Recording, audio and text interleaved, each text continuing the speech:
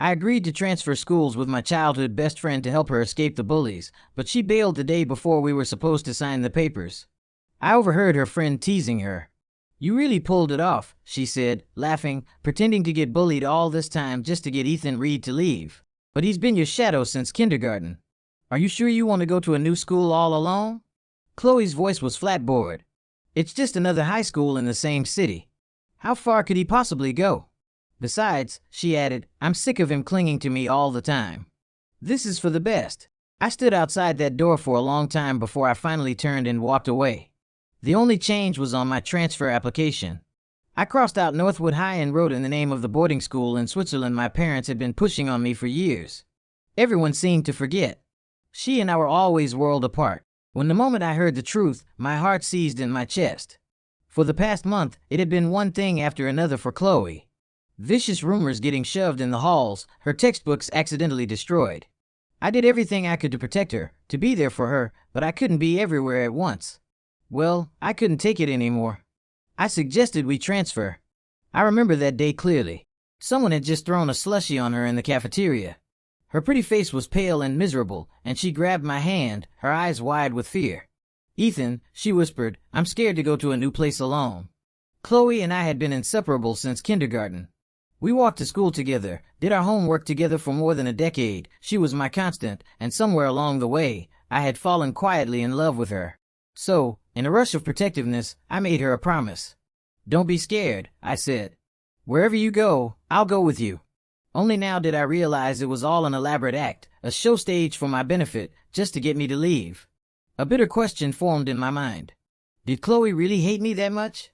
Inside the private room of the restaurant, the conversation continued. "You've got Ethan wrapped around your finger. That's for sure.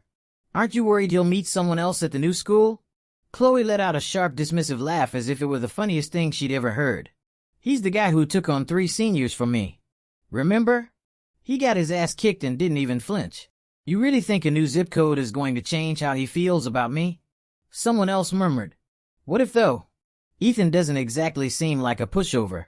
Chloe's voice was lazy, confident. "There's no what if. Northwood is full of gorgeous girls. When have you ever seen him look at anyone but me?" The contempt in her tone was impossible to miss. "He just follows me around all day. A lost puppy is less clingy than him." A wave of laughter erupted from the room. Each sound like a slap across my face.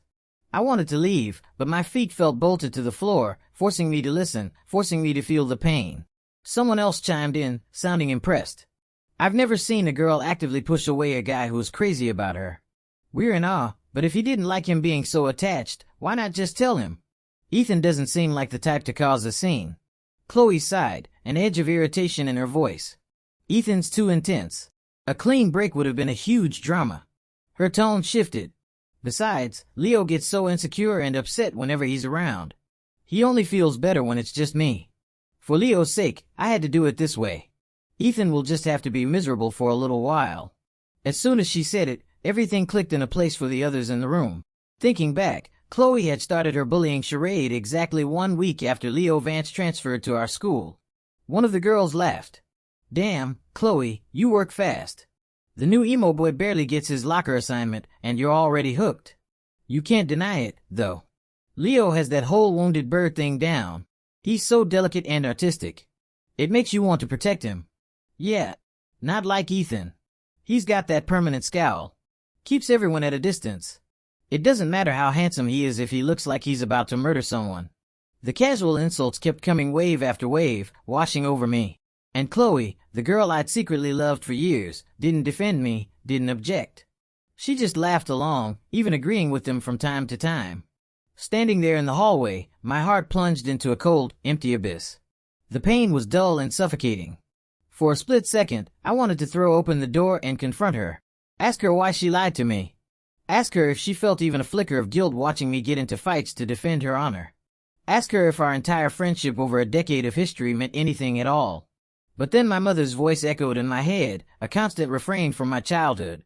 Don't engage in pointless drama. People don't just turn rotten overnight. I turned my back on the room and walked away. To the pain was a slow burn creeping up on me when I was alone. I could have handled it if it were just a friend betrayal. That hurts, but you move on. The problem was Chloe was the one who had blurred that line. The day we decided to transfer, she dragged me to a bar to celebrate our escape. Under the dim-colored lights, I looked at the girl I'd loved for so long and felt a dizzying sense of hope. So, when she leaned in and kissed me, I didn't pull away. Years of repressed feelings surged to the surface. Overwhelmed, I had to know. "Chloe," I whispered against her lips. "What are we now?" She smiled and kissed my forehead gently. "Silly, what do you think we are?" Our friends cheered and the energy in the room was electric, matching the frantic beat of my heart. I never imagined that just 2 days later I would hear her shatter that perfect moment with her own words. A bitter laugh escaped my lips, but tears streamed down my face. So that kiss, that vague promise. It was all just another lie, wasn't it? A way to keep me placated until she could ship me off and make room for Leo. A wind chime hanging in my bedroom window tinkled softly. The sound of stark contrast to my silent grief. Slowly, my shattered heart began to reassemble itself. But into something colder, harder. Chloe was wrong about one thing. She was just the illegitimate daughter of the Song family. I am the sole heir to the Reed fortune. We shouldn't be clinging to each other because we were never a match. The transfer application on my desk was smeared where my tears had fallen, the ink bleeding into an ugly stain. It didn't matter. I could just get a new one. The Reed family always has a backup plan. I printed a fresh copy. When I got to the line for the destination school, I paused and called my mother. "Mom," I said, "that boarding school you mentioned, the one in Switzerland? What was the name again?" "Yes," I confirmed. "I'll be going alone." The wind chime sang a clear, bright tune, as if celebrating for me. I closed my eyes, and for the first time in a long time, it wasn't Chloe's face I saw. It was another girl, one who resembled Chloe, but whose smile was warmer, more genuine. A memory from 2 years ago surfaced. Her voice full of confidence and a hint of a challenge. "Ethan Reed," she had said, "sooner or later, you're going to give up on Chloe's song and choose me." I thought she was joking back then. Now, I whispered the words to myself in the quiet of my room. "Chloe, I'm really letting you go." After filling out the new form, I breathed a long sigh of relief. A strange sense of peace settled over me. Just then, there was a knock on my front door. I froze. I lived in this condo alone, and the only person who knew the keypad code was. I opened the door. Of course, it was Chloe. Her voice was as gentle as ever. "Ethan, you left without saying goodbye to everyone." I was worried. I kept my own voice as steady as I could. I wasn't feeling well. My stomach. I was about to ask her to leave when I saw a figure hiding behind her. Leo Vance, looking small and frail, flinched when his eyes met mine. Chloe immediately noticed, pulling him protectively closer. "Ethan," she said, her voice sharp with disapproval. "You're scaring him." It was always like this. Leo always acted as if I were some kind of monster about to attack him, and I hadn't even done anything. My expression hardened. "I've told you before, I don't like people showing up at my place unannounced." Chloe frowned, annoyed. "Leo isn't just people, and he only came because he was worried about you, too." Before I could respond, Leo's eyes welled up with tears. "Ethan, I'm sorry," he sniffled. "I know you've always looked down on me, but I swear I shower every day." He looked down, his voice thick with fake misery. "I wouldn't have gotten your place dirty." Chloe's face instantly hardened as she glared at me. "Ethan, Leo's family doesn't have a lot of money, but that doesn't make him dirty. He's not what you think. You're being a real disappointment right now." Leo tugged on Chloe's sleeve, his voice a perfect blend of magnanimity and martyrdom. "Chloe, it's okay. Really, please don't fight with Ethan because of me." He sniffled again, forcing a brave, trembling smile. "Besides, he's right. You two have known each other forever. How could I ever compare to that?" "Don't say that. You're one of a kind," Chloe cooped, cupping his face in her hands and comforting him in a soft whisper. Then she turned back to me, her expression turning to ice. "Lo's not feeling well. I'm taking him home. You need to stay here and think about your attitude. And don't forget, we have to get those transfer forms stamped tomorrow." I did think about it. I thought about how incredibly poor my judgment had been. Then I walked to the front door and changed the keypad code. For the first time all night, the knot of anger in my chest loosened just a little. The next day, I took my new application to the principal's office. As I watched the red ink of the school's official stamp press firmly onto the paper, sealing my departure, I felt a sudden sharp pang of emptiness. I was still staring at the form when someone stepped in front of me, blocking my path. It was Chloe, and she was frowning. "Ethan, did you change the code to your condo?" I took Leo home last night and came right back, but the door wouldn't open. I cut her off. Yes, I did. She seemed annoyed, but tried to act like nothing was wrong. Her voice slipping back into its familiar, intimate tone. What's a new code? I'll need it so I can come over and take care of you. That won't be necessary, I said calmly. After I transfer, I won't be living there anymore. Chloe's eyes fell to the folded application in my hand, and she feigned a moment of realization. All right, I almost forgot about this. Don't worry, Ethan. I'll get mine stamped tomorrow. Walking and talking with Chloe like this used to be her daily routine, but it had become a rarity since Leo showed up. I closed my eyes for a second, giving into a final foolish flicker of hope. I decided to test her one last time. There's no need for don't worry between us. I said the words heavy with our shared history. Chloe was silent for a long moment. Then she started, Ethan, actually. Suddenly, Leo appeared behind her clutching a stack of notebooks. He pouted playfully. Chloe, I thought we were going to study. You just disappeared. He held the notebooks out to her. I saw the 2-month tutoring plan you made for me, so I got all the materials ready. He winked. You're not mad? I peeked, are you? Of course not.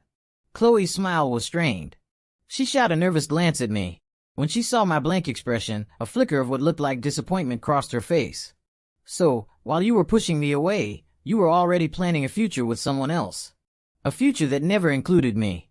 I struggled to keep my face neutral, but a bitter taste spread through my mouth. I dug my nails into my palm, forcing myself back to reality. You two talk. I'm about to go. Leo acted like he just noticed me. Jumping back dramatically. Ethan, are you upset because I'm studying with Chloe? It's just my family is poor.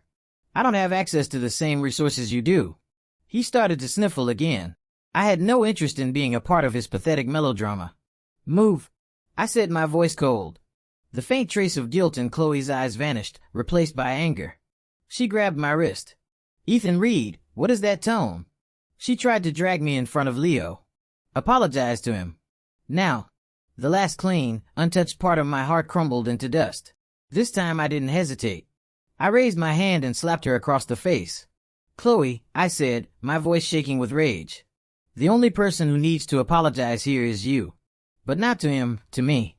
One by one, I went through the things Chloe had given me over the years. The silk tie for my 18th birthday.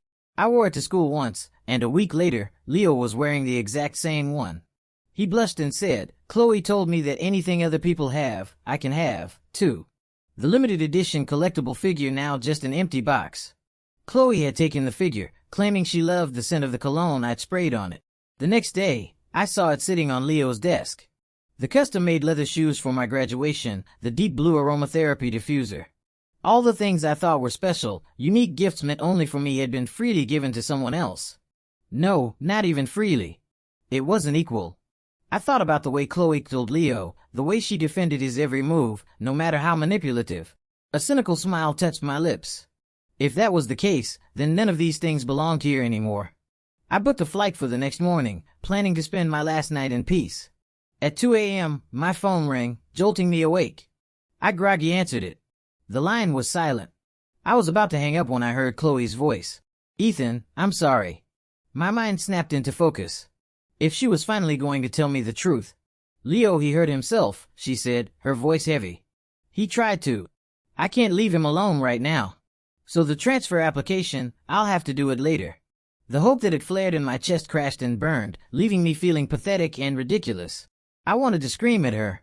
What about all the crap I went through for your fake bullying?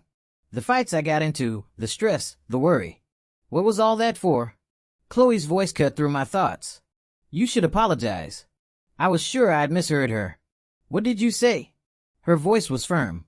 Ethan, Reed, you need to apologize to Leo. Are you going to stand there and tell me what he did had nothing to do with you? I was speechless because I suddenly understood that as long as Leo was in the picture, everything I said or did would be wrong. Chloe spoke again, her tone dripping with ice. Ethan, you are such a disappointment. If you apologize, I can pretend none of this ever happened.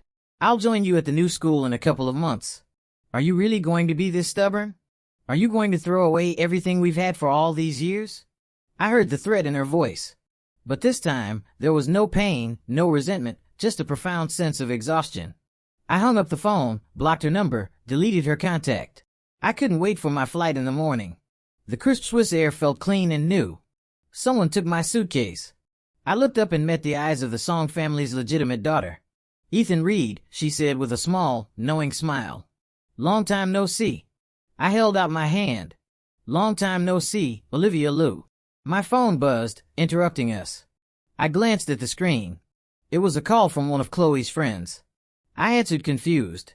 Chloe's voice, sharp and anxious, came through the speaker. "Ethan, what class are you in at Northwood? Why is it that I've asked around and nobody in the entire school has seen you?" Before I could answer, Olivia's clear voice cut in. "Ethan, should I take you on a tour of your new campus?" Her expression was perfectly innocent, as if she were just being helpful. Chloe's voice shot up an octave. "Ethan, are you with Olivia Liu? Where the hell are you?"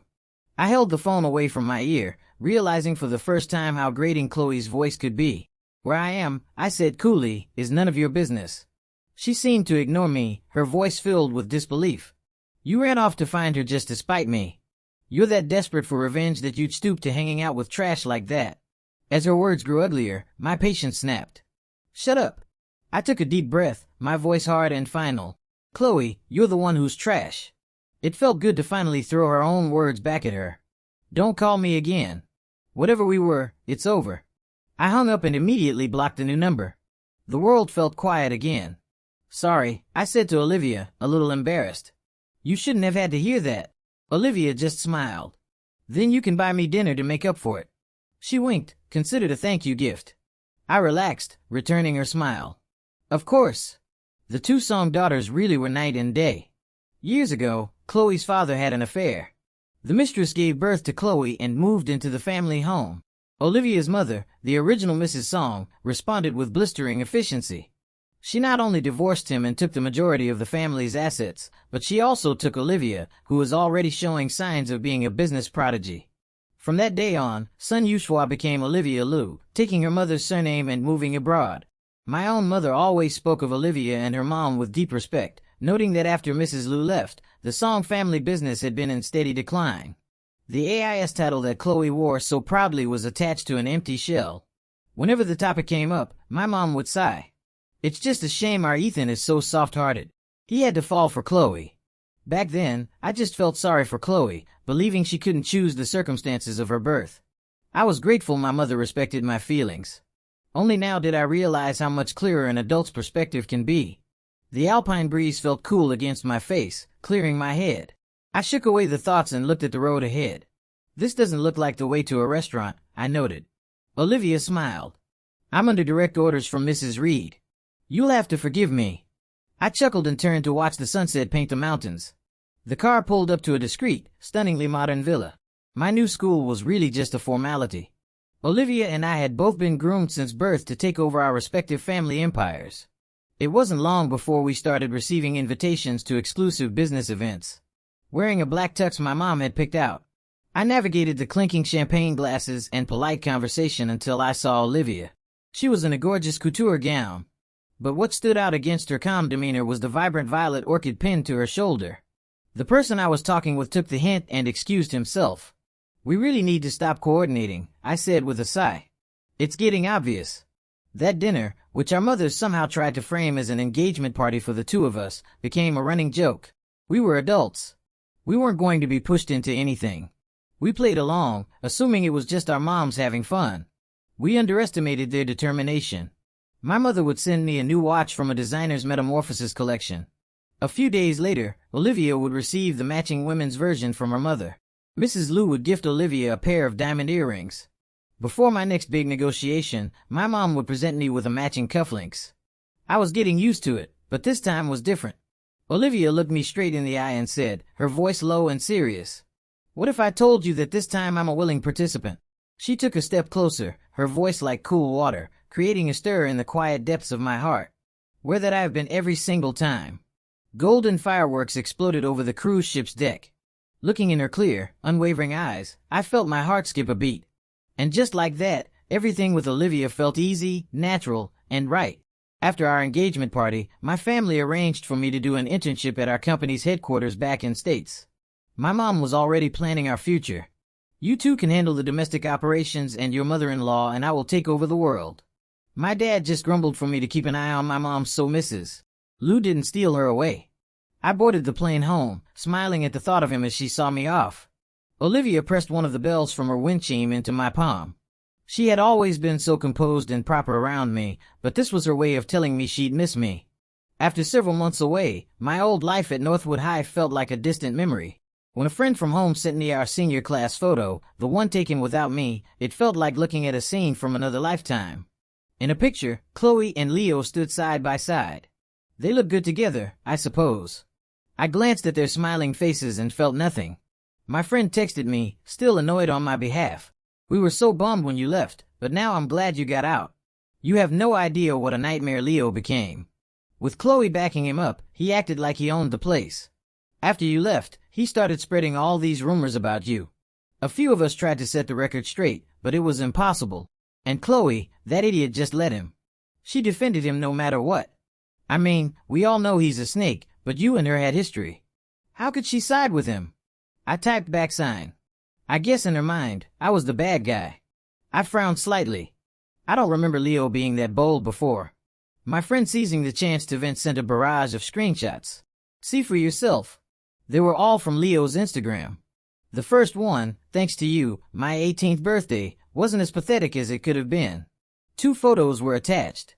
One was a shot of Chloe kneeling, carefully helping him put on a new pair of expensive dress shoes. The other was a group photo, but angled just so you could see me in the background, sweaty and exhausted from managing the event for the student council. It must have taken some effort for him to capture me at my worst. The second post, she said to forgive her for not being strong enough, and that next time she'll give me a new one. My girl, I'll never blame you for what arrogant people do. The picture was of a familiar limited edition collectible figure sitting without its box. The third, her restraint will always be her most attractive quality. My girl, after we graduate, you won't have to be the one keeping me company at night anymore. The photo showed the corner of a deep blue aromatherapy diffuser. I skimmed through them disgusted until the last post made me stop scrolling. The caption, "You're all mine now." The picture was a photo of a bloodstained bedsheet. My friend's next text came through. He was dropping hints for months. Try to paint you as the obsessive third wheel and make it seem like he and Chloe were this tragic secret couple. I guess he got pissed when you didn't react. Lomeo, I smirked. It wasn't entirely a lie. Chloe had wanted to have it both ways, enjoying my devotion and Leo's sycophantic admiration at the same time. Then after graduation, he straight up drugged her. My fingers froze over the keyboard. He did what? Yeah, the text came back full of indignation. The story got everywhere. Once their relationship was official, Leo's ego exploded. But seriously, posting a pic of the bed sheets. So trashy. I bet Chloe regrets everything. I typed back, thanks for having my back. Seriously, but don't worry about it anymore. If it happens again, I'll just have my lawyers handle it. We chatted for a bit longer. His last message was, good. I'm glad you're really over it. Chloe didn't deserve you. I paused. Yeah, I typed and I realized it was true. There was nothing left. The girl I had once loved with everything I had was now just a piece of gossip, a story from past life. Time really does heal everything. The company headquarters was in my hometown, so I drove to my old condo to pick up some files. My mom had bought the place for me, a nice townhouse with a small garden, so I'd have a comfortable place to stay. I pushed open the gate, but froze as I went to type in the keypad code for the front door. There was someone sitting on the porch steps.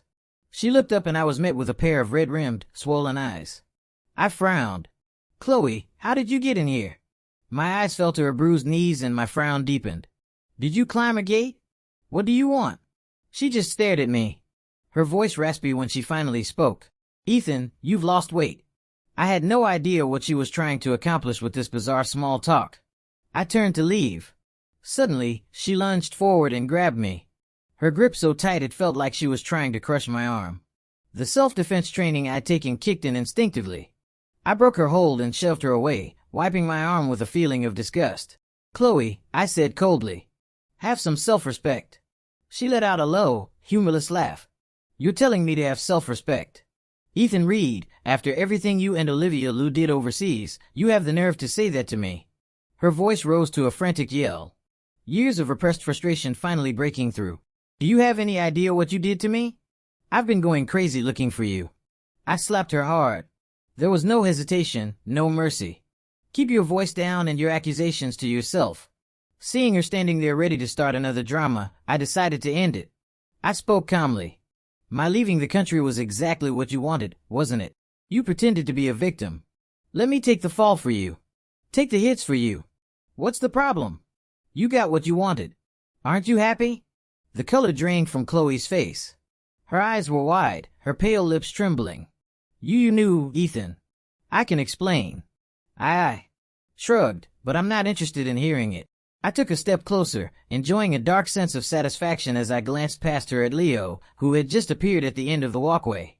I lowered my voice, but loud enough for both of them to hear. "You posted pictures of your bloody sheets on Instagram for the world to see. What gives you the right to show up here and harass me? Chloe, you're pathetic." I turned, walked inside, and called the security guards who lived nearby to have her removed. As I passed the living room window, I heard a furious shout from outside. "You're worthless. You've completely humiliated me." The sharp crack of a slap was audible even through the double pane glass. In my peripheral vision, I saw Leo covering his face, sobbing. I drew the curtains and sent a quick text to Olivia. "Busy thinking of you." The next time I saw Chloe was at the welcome home party my friends threw for me. We were all adults now, and the conversation had shifted from high school drama to business deals and market trends. The atmosphere was relaxed with soft lighting and good cocktails. I was enjoying myself enough to stay a little later than planned when an uninvited guest walked in. The room fell silent for a beat. My friend leaned over and whispered, "Ethan, nobody invited her." I nodded. I figured as much. He breathed a sigh of relief, his voice laced with disdain. "Those two are social poison now. Her family's business is in the toilet, and their reputations are even worse. Especially Leo. He's so possessive of Chloe. It's insane. He acts suspicious of any woman who even looks at her." I glanced over. Sure enough, trailing behind Chloe like a shadow was Leo. When he saw me looking, he flinched instinctively, then shot me a venomous glare. Chloe seemed oblivious, walking straight to the empty chair across from me and sitting down. As the others tried to restart the conversation, I decided I'd had enough and excused myself for the restroom. A few minutes later, the door opened behind me. Leo Vance hadn't changed at all. Same trendy haircut, same carefully constructed sad boy expression, same pristine white shirt. A year had passed, but he was still mentally stuck in high school. He didn't understand that in our world, that innocent, fragile act had a shelf life. In this world, profit is everything. His emotional currency had been devalued, and he'd been discarded. It was that simple. Leo's eyes were filled with a jealous rage, like he wanted to tear me apart. "Ethan Reed," he spat, "you must feel pretty damn smug, watching Chloe still be so obsessed with you." I met his gaze in the mirror, silent. I was just tired, if shedding a few tears and spewing some dramatic lines counted as obsession. Then Leo's definition of love was seriously warped. A strange, triumphant smirk flickered across his face. "But I bet you didn't know, did you? The only reason you transferred in high school was because Chloe couldn't stand seeing me get upset when you were around. She set the whole thing up. She was never being bullied. But you idiot, you took a beating for her." Ha ha. I remained calm because honestly, it didn't matter anymore. None of it mattered. Chloe, Leo, there were specters from a past that was receding further and further into the distance. And I knew with absolute certainty that I would leave them so far behind they'd never even be a blip on my radar again. My lack of reaction seemed to infuriate him. "What's with that look?" he snarled. "Why aren't you angry? What gives you the right to be so arrogant? What makes you so much better than me? Just because you were born rich? You're a pathetic loser who can't even hold on to his own girl." He was working himself into a frenzy, raising his arm to swing at me before his fist could connect. Another hand shot out, grabbing his wrist and violently flinging him away. Olivia stepped in front of me, glaring down at Leo, who was now sprawled on the floor. "I have you on video for assault and defamation against my fiancée. I've already called the police. You can tell your story to them." I looked at the strong protective set of her shoulders and had to stop myself from smiling. She was clearly dressed to the nines to come see me. Her jewelry and the color of her dress perfectly complementing my own outfit. It was a little childish and utterly charming. The arrival of the police was not a quiet affair. My friends, wondering why I hadn't come back, heard the commotion and came out to see Leo being handcuffed and led away. He struggled wildly, screaming, "Do you have any idea who I am? My wife is Chloe Song, the sole heiress to the Song fortune. You can't touch me. Let me go. I need to find my wife.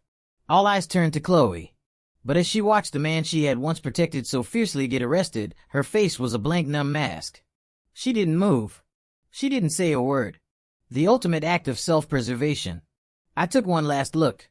And in that moment, the bright, vibrant girl from my youth, the one I thought I knew, collapsed into dust and disappeared forever. Nina was late by the time we finished giving our statements at the police station. So, I took Olivia back to my place. When I woke up the next morning, breakfast was already on the table. I leaned against the doorframe, watching her rinse dishes at the sink, trying to impress me with your domestic skills. She turned, a playful glint in her eye. Well, I don't have a ring on my finger yet. I have to make a good impression on my man, otherwise he might get angry and dump me. She tapped the tip of my nose, her tone light and teasing. I sighed, thinking of the way my friends have been shamelessly staring at her last night, their eyes full of gossip. I scrolled through my phone while I ate, and a headline made me laugh. Speaking of a ring, I said, your timing might be perfect. Splashed across the top of the trending newsfeed in bold letters. Read Air involve an affair with married woman. And right below it, reads Wild Private Life. Mystery woman spends the night. 2 headlines back to back. A coordinated vicious attack meant to ruin me. What Leo probably didn't know is that private residences in wealthy neighborhoods tend to have excellent security cameras. Before the online outrage could even reach its peak, a new video started circulating.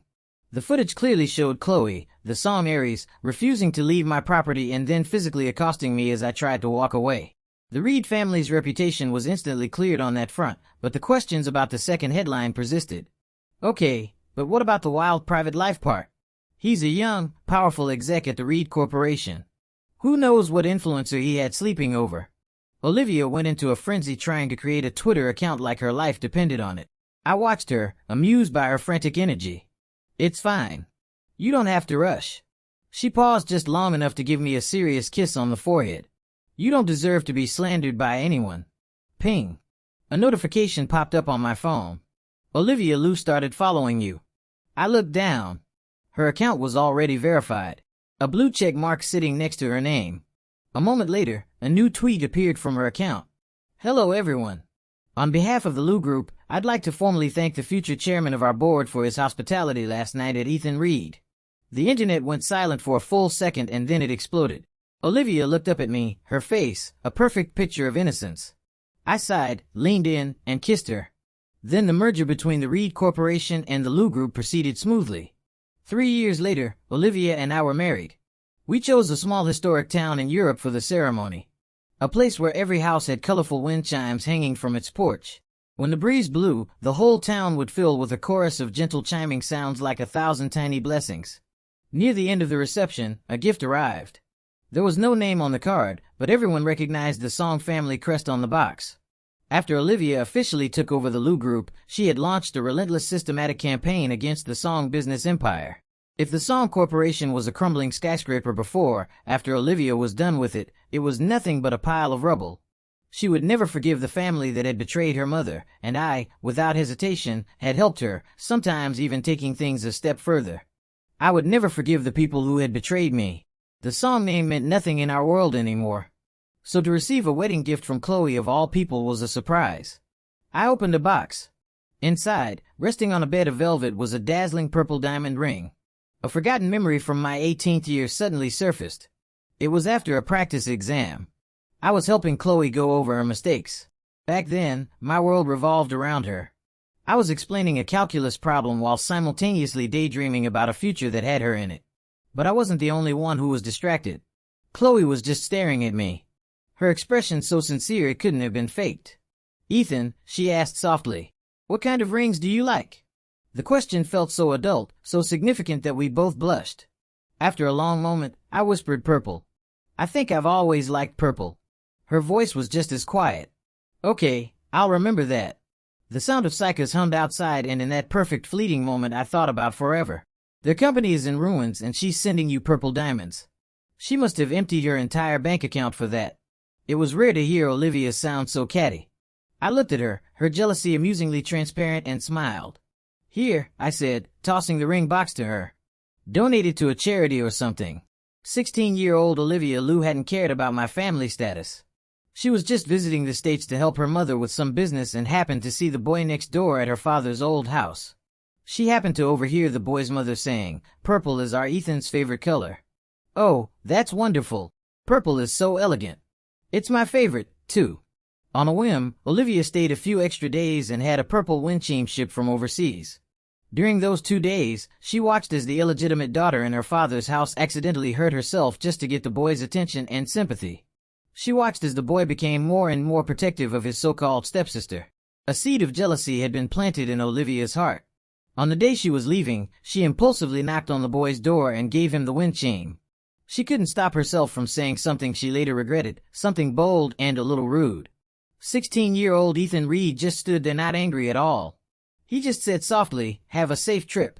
And now here we were, happy, content, and with a lifetime ahead of